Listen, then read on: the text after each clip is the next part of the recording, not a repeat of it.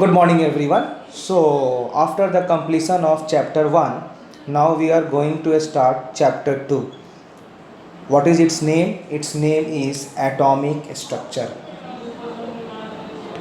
Its name is atomic structure.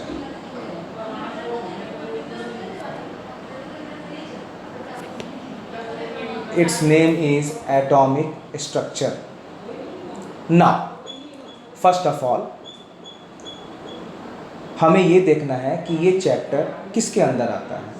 हमें पता है कि जो भी हमारा केमिस्ट्री है, मैं उसको 3 पार्ट में डिवाइड किया हूँ। पहला है physical, then organic and then inorganic. Clear है?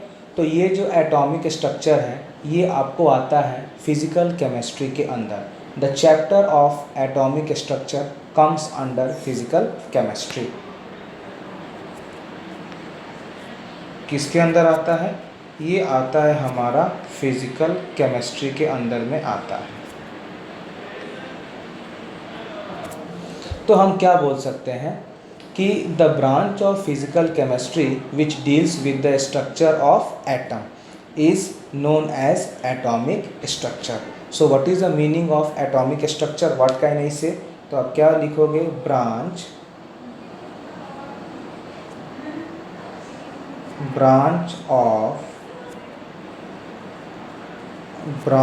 of physical chemistry which deals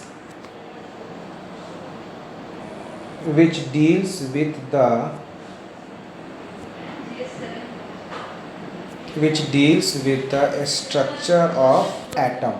इसी को क्या बोलते हैं? इसको हम बोलते हैं एटॉमिक स्ट्रक्चर। क्या बोलेंगे इसको? इसको हम बोलेंगे एटॉमिक स्ट्रक्चर।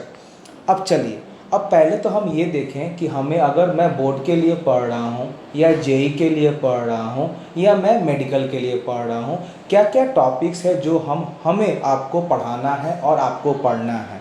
तो सबसे पहला इम्पॉर्टेंट ये है कि which topic I am going to cover in this. तो जो हमारा सब टॉपिक्स रहेगा, जो हमारा इसमें सब टॉपिक्स रहेगा पढ़ने के लिए, वो क्या क्या रहेगा? सबसे पहला जो हम टॉपिक पढ़ेंगे वो रहेगा डाल्टन्स। वो क्या रहेगा? Dalton's atomic theory. First topic रहेगा। जो हमारा सेकंड टॉपिक रहेगा वो रहेगा डिस्कवरी ऑफ फंडामेंटल पार्टिकल्स। वो क्या रहेगा? डिस्कवरी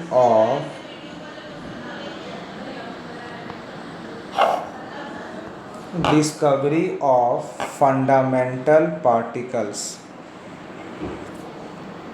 अब कौन कौन से आपके होते हैं fundamental particles? It can be electron, it can be proton and it can be neutron. Next जो हम पढ़ेंगे कि अरेंजमेंट ऑफ फंडामेंटल पार्टिकल्स, आप कैसे इसको अरेंज कर रहे हो। तो जो नेक्स्ट रहेगा वो हमारा रहेगा arrangement of fundamental particle. Arrangement of fundamental particle in atom. Arrangement of fundamental particle in atom. इसमें सबसे पहले हमें पढ़ना पड़ेगा क्या? Thompson model. सबसे पहला हम क्या पढ़ेंगे? Thompson model. दूसरा हमें क्या पढ़ना है? Rutherford model. सेकंड हमें पढ़ना है रदरफोर्ड मॉडल। जो थर्ड पॉइंट हमें पढ़ना है वो रहेगा बोहर्स। जो थर्ड पॉइंट रहेगा वो हमें रहेगा बोहर्स मॉडल। और जो फोर्थ रहेगा वो रहेगा हमारा wave mechanical model of atom. Wave mechanical model of atom, ये हमें पढ़ना पड़ेगा। जो नेक्स्ट टॉपिक जो हमें पढ़ना पड़ेगा वो रहेगा dual nature of light. Next topic जो रहेगा वो रहेगा हमारा डुअल नेचर ऑफ लाइट, जिसको हम किस टॉपिक से पढ़ेंगे? इसको हम पढ़ेंगे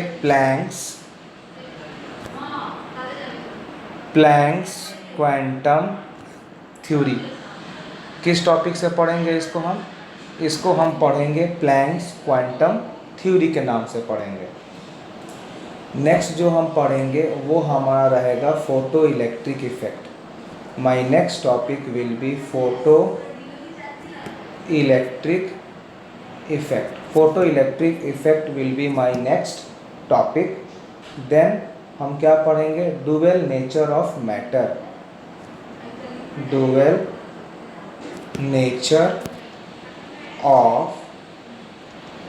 नेचर ऑफ मैटर, जिसको हम क्या बोलेंगे? हम इसको डी ब्रॉगली के नाम से पढ़ेंगे।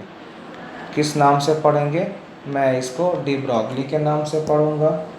नेक्स्ट रहेगा हमारा Heisenberg uncertainty principle. Next will be Heisenberg's uncertainty principle. Next will be Heisenberg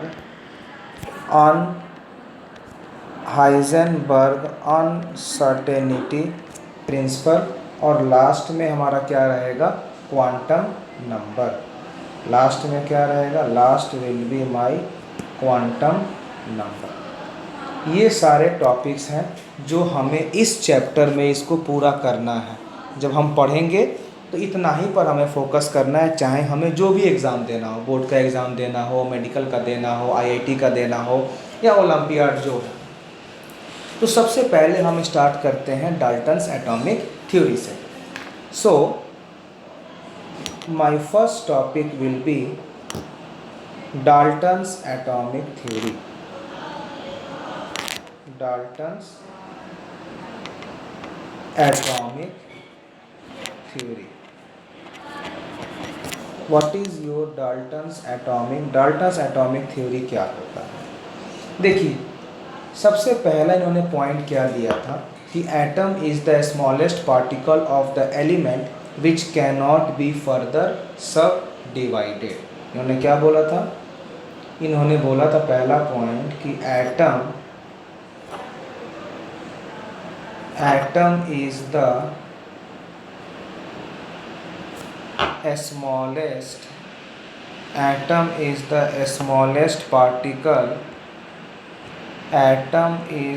smallest particle of the element which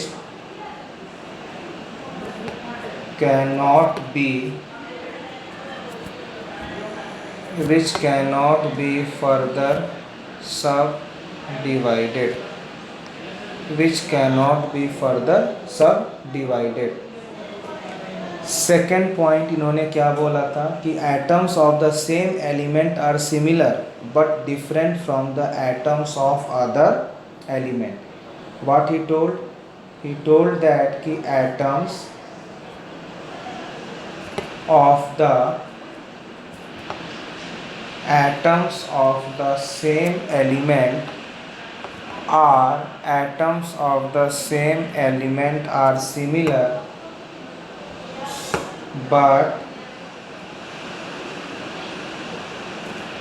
but different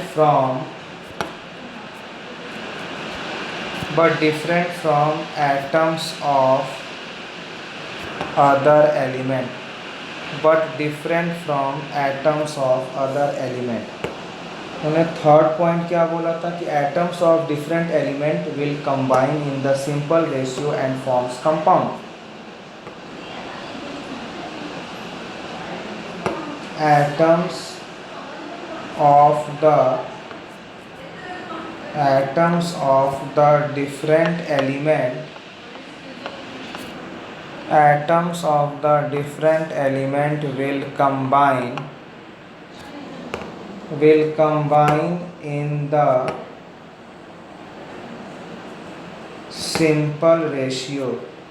will combine in the simple ratio and form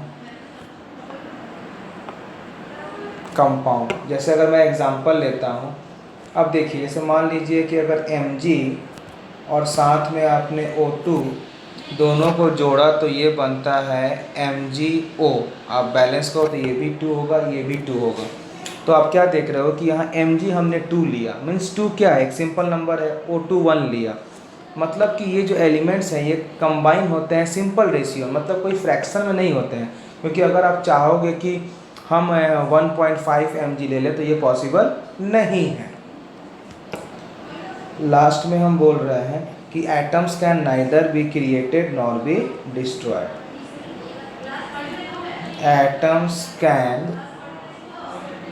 atoms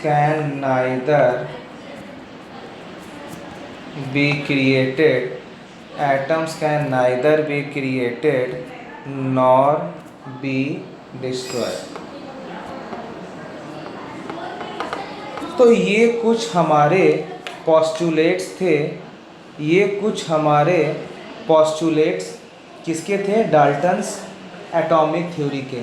लेकिन बाद में क्या हुआ कि ये सारे के सारे फेल हो गए थे। अब ये फेल कैसे हुए हम एक एक करके समझेंगे इसको कि बेटा कैसे फेल हुआ।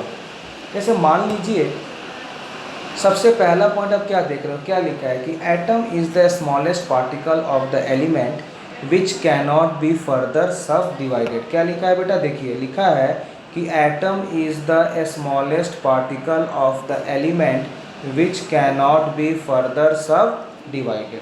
अब भाई ये कैसे फेल हो गया, चलिए अगला टॉपिक रहेगा हमारा फेलियर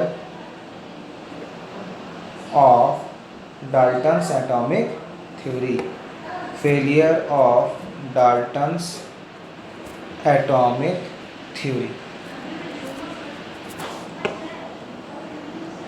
ये कैसे फेल हुआ।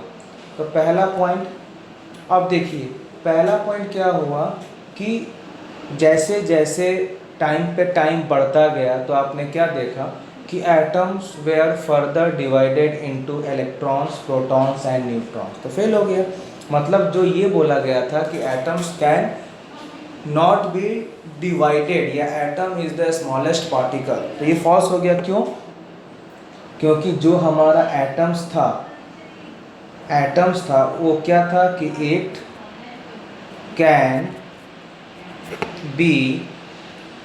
Can be divided into electron, proton, neutron. तो ये फेल हो गया। अगर हम दूसरा टॉपिक की बात करें तो क्या लिखा था कि atom of the same element are similar but from the atoms but different from the atoms of other element. अब ये क्यों फेल हो गया? This was fail due to isotopes. This was fail due to isotopes. Isotopes ने second point को fail कर दिया। क्यों फेल कर दिया? क्योंकि उनका क्या कहना था कि जो atoms of the same element are similar but different from atoms of other element. अगर हम बात करते हैं आइसोटोप्स का तो आप देखो जैसे कार्बन का एटॉमिक नंबर 6, इसका भी हो गया 6। लेकिन अगर कार्बन को अगर हम नेचुरल फॉर्म में देखते हैं तो ये होता है वो जिसका मास नंबर 12 होता है। लेकिन अगर हम रेडियो एक्टिव में बात करते हैं तो इसका मास नंबर 14 होता है। अब बताओ, दोनों तो एलिमेंट सेम है लेकिन मास डिफर हो गया, यानी मास डिफर हो गया तो हम कैसे बोल सकते हैं कि two same elements are same in all the respect? मैं इसको नहीं बोल सकता हूँ, क्योंकि दो एलिमेंट है, ये खाली सिंबल में सेम है, एटॉमिक नंबर में सेम है, लेकिन मास नंबर में सेम नहीं है। This was the reason for the failure of second point of Dalton's atomic theory. अगर मैं थर्ड पॉइंट की बात करूं तो थर्ड पॉइंट क्या बोला गया था कि atoms of different element will combine in the simple ratio. Atoms of different element will combine in the simple ratio and form compounds. लेकिन कुछ ऐसे कंपाउंड्स थे जो आप पढ़ोगे क्लास 12 के चैप्टर में, चैप्टर का नाम है सॉलिड स्टेट। उसमें एक टॉपिक आएगा डिफेक्ट्स। उसमें आप कुछ ऐसा भी पढ़ोगे कि कुछ कंपाउंड जो होते हैं वो सिंपल रेशियो में नहीं बनते हैं। जैसे हम बात करते हैं FeO। अब FeO एक ऐसा कंपाउंड है जो सिंपल रेशियो में बन गया, लेकिन कभी कभी ऐसे भी बन जाएगा 0.93O। कभी कभी ये ऐसे भी बन जाएगा, क्या बन जाएगा, Fe 0.93O। तब आप ये क्या देख रहे हो कि ये सिंपल रेशियो में नहीं है, क्यों, क्योंकि यहाँ पर 0.93 है और यहाँ पर 1 है। सिंपल रेशियो तब होगा जब हमारा FeO हो, यहाँ Fe भी 1 है, O भी 1 है। When they both are same then they are in the simple ratio, when they have some other values then they are not in the simple ratio। और ऐसे कंपाउंड को हम क्या बोलते हैं, non stoichiometric compound. Such type of compounds they are known as non-stoichiometric compounds। इनको क्या बोलते हैं, इनको हम बोलते हैं नॉन स्टाइकियोमेट्रिक, इसको हम बोलते हैं नॉन स्टाइकियोमेट्रिक कंपाउंड। और जो फोर्थ पॉइंट इन्होंने क्या बोला था कि atoms can neither be created nor be destroyed. लेकिन आपको पता है कि आपने एक टर्म पढ़ा होगा रेडियो एक्टिव। रेडियो एक्टिव क्या करता है कि जब नाइट्रोजन का रेडियो एक्टिव डीके होता है तो वो कार्बन में कन्वर्ट हो जाता है, मतलब। और अभी हमने क्या बोला कि atom can neither be created nor be destroyed, लेकिन नाइट्रोजन से एटम किस में कन्वर्ट हो गया, कार्बन से। तो हमारा फोर्थ थ्योरी यहाँ पर फेल हो गया, क्यों, क्योंकि फोर्थ थ्योरी के अनुसार atoms can be created with the help of atoms can be created with the help of atoms can be created with the help of artificial radioactive with the help of artificial radioactivity। जैसे nitrogen अगर हमने 7 और 14 ले लिया, ये convert हो जाएगा carbon C6H12, carbon C6H12 plus some of the radioactive. तो बताओ तो क्या नया एलिमेंट क्रिएट हुआ कि नहीं, with the help of radio active. इसीलिए इनका फोर्थ पॉइंट क्या हो गया, फेल हो गया। ठीक है, ये बस हमें एक जनरल इंफॉर्मेशन रखने की सबको रिक्वायरमेंट होती है। चलिए नेक्स्ट हम बात करते हैं discovery of fundamental particles. Next we are going to focus on discovery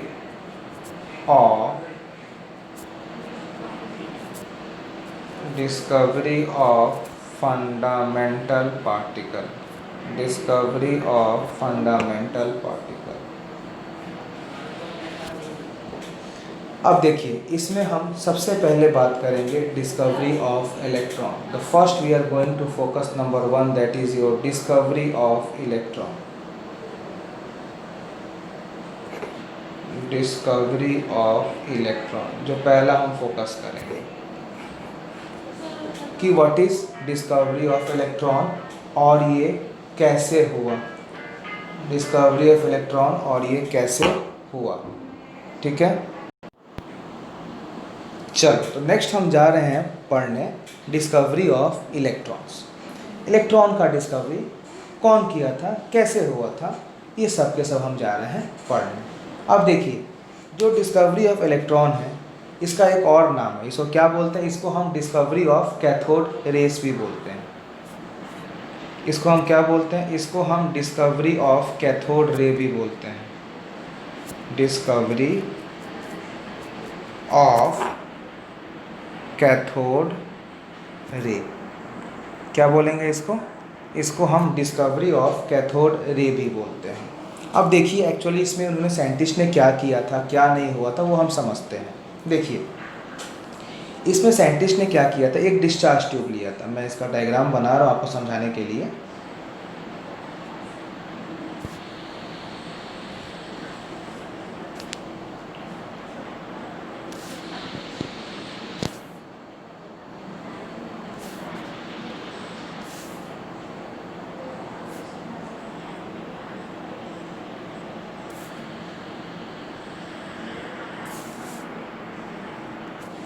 ये साइंटिस्ट ने एक डिस्चार्ज ट्यूब लिया था।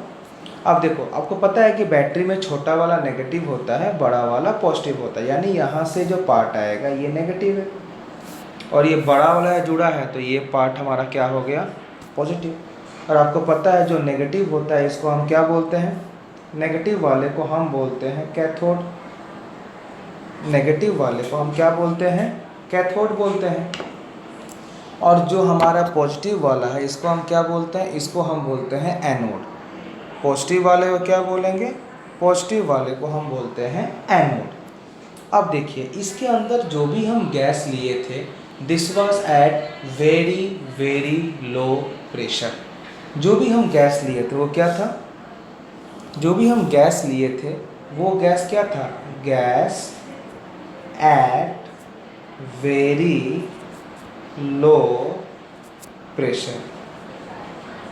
जो हम गैस लिए थे वो था gas at very low pressure, ठीक है।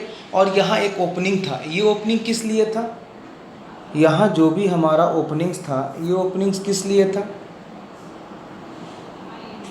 ये ओपनिंग्स था हमारा किस लिए था, टू वैक्यूम पंप। ये ओपनिंग था हमारा टू वैक्यूम पंप, मतलब इसको पूरा वैक्यूम क्रिएट करने का। और इस पूरे ये जो ट्यूब है इसको क्या बोलते हैं, इस ट्यूब को हम बोलते हैं डिस्चार्ज ट्यूब। इसको क्या बोलेंगे, इसको हम बोलेंगे डिस्चार्ज ट्यूब। क्या बोलेंगे इसको, इसको हम बोलेंगे डिस्चार्ज ट्यूब। और ये वाला जो पार्ट है इसको हम बोलते हैं बैटरी। इसको हम क्या बोलते हैं, इसको हम बोलते हैं बैटरी। समझ में आ रही है। यहाँ पर कुछ कोटिंग किया गया था और इस कोटिंग को हम बोलते हैं जिंक सल्फाइड का कोटिंग। क्या बोलते हैं इसको, इसको हम बोलते हैं जिंक सल्फाइड का ये कोटिंग किया गया था। ये हमारा पूरा एक था। और जो हम वोल्टेज यहाँ सप्लाई किए थे, जो हमने वोल्टेज सप्लाई किया था वो समथिंग था 10⁻⁴ वोल्ट। ये कितना था, ये समथिंग था 10⁻⁴ वोल्ट्स जो हम वोल्टेज सप्लाई किए थे, ठीक है। अब देखिए इसमें क्या हुआ था, इसमें क्या हुआ था कि ये जो साइंटिस्ट हैं, ठीक है, इन्होंने इसमें गैस लिया। गैस के बाद से क्या देखा कि ये जो कैथोड था यहाँ से कुछ रेज निकल रही थी। यहाँ से कुछ क्या निकल रही थी, कुछ रेज निकल, जैसे मान लो मैं अगर आपको कलर चेंज करके बताता हूँ, जैसे हमें ले लिया ग्रीन कलर, तो उन्होंने क्या देखा कि सपोज़ यहाँ से कुछ रेज निकल रहे हैं। क्या निकल रहे हैं, कुछ रेज निकल रहे हैं। और ये रेज सीधे कहाँ चला गया, टुवार्ड्स पॉजिटिव एंड। तो आपको साइंस में तो बेटा पता होगा कि अगर नेगेटिव पार्ट से कोई अगर रेज निकल रहा है और पॉजिटिव पार्ट में चला गया, वो वहाँ पर रिपल्शन नहीं हुआ। पॉजिटिव एनोड पर जाके अगर वो चला गया मीन्स डेफिनेटली जो हमारा रेज यहाँ से निकला है उसका नेचर क्या हो जाएगा, नेगेटिव। क्योंकि अगर पॉजिटिव होता तो इन दोनों में रिपल्सन हो जाता, लेकिन पॉजिटिव रिपल्सन नहीं हुआ। यहाँ पर क्या हो गया, अट्रैक्शन हो गया। Means definitely we whatever the rays we are going to get from cathode rays it is negative. और नेगेटिव मतलब इलेक्ट्रॉन, क्योंकि आपको पता है कि इलेक्ट्रॉन का सिंबल होता है E- और चार्ज होता है -1.6 × 10⁻⁻19 कूलम। इसीलिए इन्होंने डिस्कवरी ऑफ इलेक्ट्रॉन को डिस्कवरी ऑफ कैथोड रे बोला था, क्योंकि कैथोड रे और इलेक्ट्रॉन, कैथोड रे नेगेटिव होता है एज वेल एज इलेक्ट्रॉन का चार्ज भी नेगेटिव होता है। अब बेस्ड ऑन दिस एक्सपेरिमेंट इन्होंने कुछ कैथोड रेस का कैरेक्टरिस्टिक्स बनाया। क्या क्या बनाया हम समझते हैं।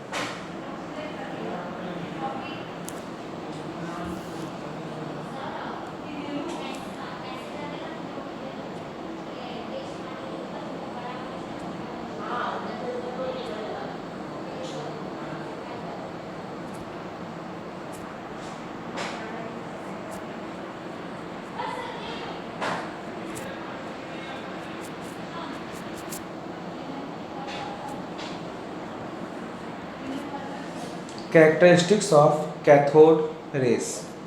सबसे पहला पॉइंट कि जो भी रेस कैथोड से निकला था वो एनोड में गया था एक स्ट्रेट लाइन में। किस लाइन में गया था? स्ट्रेट लाइन में। तो पहला हम पॉइंट क्या लिखेंगे कि जो मेरा कैथोड था, cathode rays travel in cathode ray travel in straight line with cathode rays travel in straight line with very high velocity, with very high with very high velocity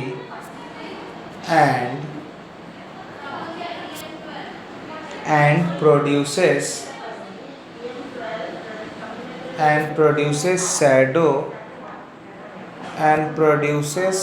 shadow of the object placed in their path। मतलब इसका meaning क्या हुआ कि जो भी race हमारे cathode से निकलते थे ये एनोड के पास स्ट्रेट लाइन में जाते थे, लेकिन बीच में उस कैथोड और एनोड के बीच में अगर आप कोई भी ऑब्जेक्ट रखते थे तो उस ऑब्जेक्ट की शैडो बनती थी। मैं क्या बोला? कैथोड से जो रे निकला वो एनोड के पास स्ट्रेट लाइन में पास करता था, लेकिन कैथोड और एनोड के बीच में अगर आप ऑब्जेक्ट रखते थे तो क्या होता था कि उस ऑब्जेक्ट की शैडो बनती थी। पहला पॉइंट। दूसरा पॉइंट आइए,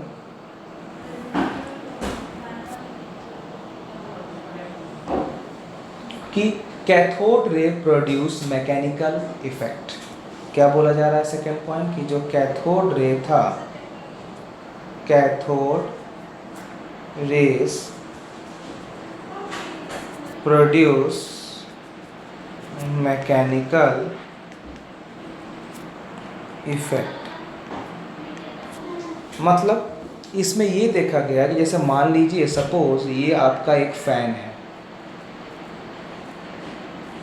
सपोज ये आपका एक फ़ैन है और अगर यहाँ से आप कैथोड रे पास करते हो तो उसने क्या किया कि यहाँ पर जैसे गया और कैथोड रे इसको टच किया तो हम क्या देख रहे हैं कि ये फ़ैन की मूवमेंट राउंड एंड राउंड, ये फ़ैन की मूवमेंट चालू हो जाती थी राउंड एंड राउंड। मतलब कुछ ना कुछ वर्क हो रहा है, यानी मैकेनिकल इफेक्ट था। तो क्या हम इसको बोल सकते हैं कि कैथोड रे अगर आप पास कर रहे हो और बीच में अगर आपने कोई ऑब्जेक्ट अगर रख दिया है तो वो ऑब्जेक्ट मूव करने लगेगा, जिसके लिए हम क्या बोल सकते हैं कि cathode ray produce mechanical effect. पहला पॉइंट। दूसरा पॉइंट क्या बोल सकते हैं कि अगर वो मैकेनिकल इफेक्ट प्रोड्यूस कर रहा है मतलब उसमें कुछ ना कुछ मटेरियल पार्ट्स हैं, तभी तो इसको मूव कर रहा है। मतलब नेक्स्ट पॉइंट क्या बोलते हैं कि as a result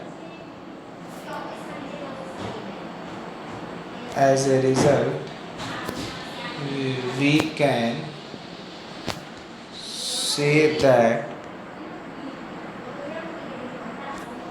cathode rays contain or consist of material parts। कुछ ना कुछ इसमें मटेरियल पार्ट्स होंगे। तीसरा पॉइंट पर आइए।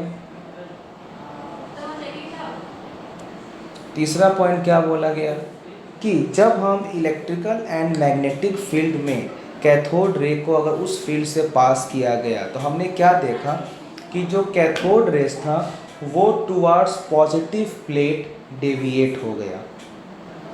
मतलब आप क्या देख रहे हो कि मान लो कि यहाँ पर आपका यहाँ से आपका कैथोड रे निकल रहा है, यहाँ से आपका कैथोड रे निकल रहा है और यहाँ पर आपका प्लेट्स हैं। यहाँ पर क्या है? आपका इलेक्ट्रिक प्लेट है। कौन सा प्लेट है? ये इलेक्ट्रिक प्लेट है, जिसमें मान लो अगर ये वाला चार्ज पॉजिटिव है, बीच में चार्ज हमने न्यूट्रल ले लिया और यहाँ नेगेटिव, यहाँ पर हमने चार्ज ले लिया नेगेटिव। अब क्या देख रहे थे कि कैथोड रे जो निकला वो सीधे पॉजिटिव के पास चला गया। कहाँ चला गया? वो सीधे चला गया पॉजिटिव के पास, सामने। मतलब और वो नेगेटिव और न्यूट्रल पर नहीं गया। तो अगर न्यूट्रल पर नहीं गया मतलब कि कैथोड रे में कुछ ना कुछ चार्ज है।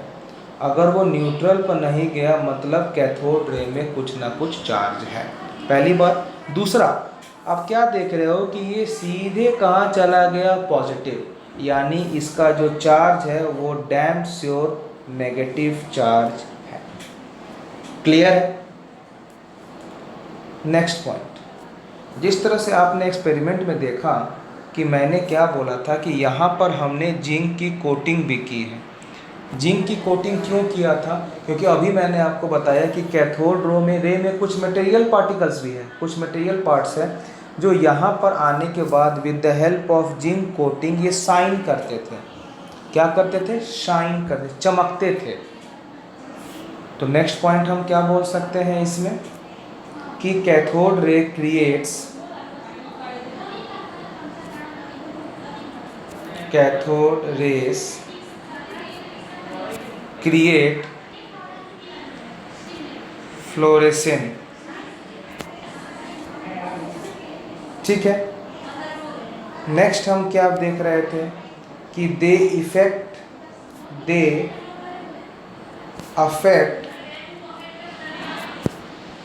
Affect photographic plate.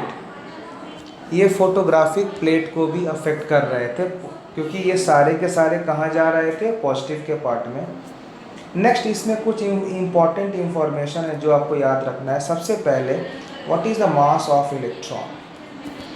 What is the mass of electron? कितना होता है ये? 9.1 इंटू 10⁻⁻31 kg। दूसरा जो क्वेश्चन आता है, what is charge of electron? What is charge of electron? 1.6 into 10⁻⁻19 coulomb. ये क्या हो गया? Charge of electron. अगला जो बहुत इंपॉर्टेंट क्वेश्चन है, कभी कभी ये पूछते हैं कि what is the specific charge of electron? What is the specific charge of electron? ये क्या होता है? ये होता है Q/m। अब Q मीन्स चार्ज कितना हो गया? 1.6 इंटू 10⁻⁻19 कूलम। मास कितना हो गया? 9.1 इंटू 10⁻⁻31 kg। जब इन दोनों का आप रेशियो निकालते हैं जो समथिंग आएगा 1.76 into 10⁻11 coulomb per kg। Very important, जिनको मेडिकल में आता है ये वैल्यू आपको याद रखना पड़ेगा। नाउ बेसिक, हम कैसे इलेक्ट्रॉन को रिप्रेजेंट करते हैं? तो नेक्स्ट रहेगा symbol of electron. Next will B symbol of electron. तो ये क्या होता है? इलेक्ट्रॉन -1 0। ये हो गया हमारा what is the symbol of electron. इतना इंफॉर्मेशन है जो आपके लिए बहुत ही इम्पोर्टेंट है, जो आपके लिए बहुत ही सही है। क्लियर है ये? चलिए